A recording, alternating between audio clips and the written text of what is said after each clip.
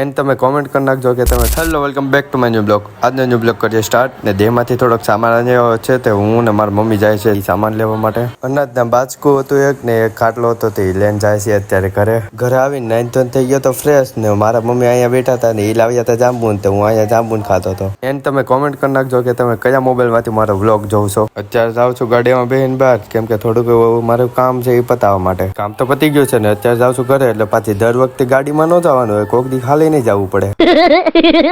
ઘરેથી ફ્રેશ થઈને નીકળી ગયો જીમ માટે જવા માટે. આજ કરવાનું છે લેગ નું વર્કઆઉટ. એટલે આવા ટાણે ટાટિયા તો દુખવાના છે એવું મને લાગે છે. પછી તો વર્કઆઉટ કર્યું ખતમ ને અત્યારે જાઉં છું ઘરે. ટાટિયા દુખતા હતા એટલે દોસ્તાર મને ઘરે મેકી જાય છે. ઘરે આવ્યો ત્યાં તો મારા હાટું બનાવી જાય ત્યાં પૌવા બટેકા. આજ મન છું બધાને પીઝા ખાવાનું હતા. અહીંયા બધા પીઝા બનાવતા હતા. ભૌતિક ને ખાવાતા પીઝા એટલે ખુશ થઈ ગયા. આજ તો હું એક પીઝા નથી ખાવાનું, બાકી બીજા બધા પીઝા ખાવાના છે. ભૌતિક તો દબાઈને ખાવાનો જોઈ લો. એના માટે તો ચીજ થી લબાલબી બનાવે. આજ તો ભૌતિક ને પીઝા ખાઈને મોજ પડી જોઈ લો, મોજમાં આવી ગયો. જમીન બધા થઈ ગયા હતા ફ્રેશ. એટલે આજનો બ્લોગ કરતો તો હું એન્ડ.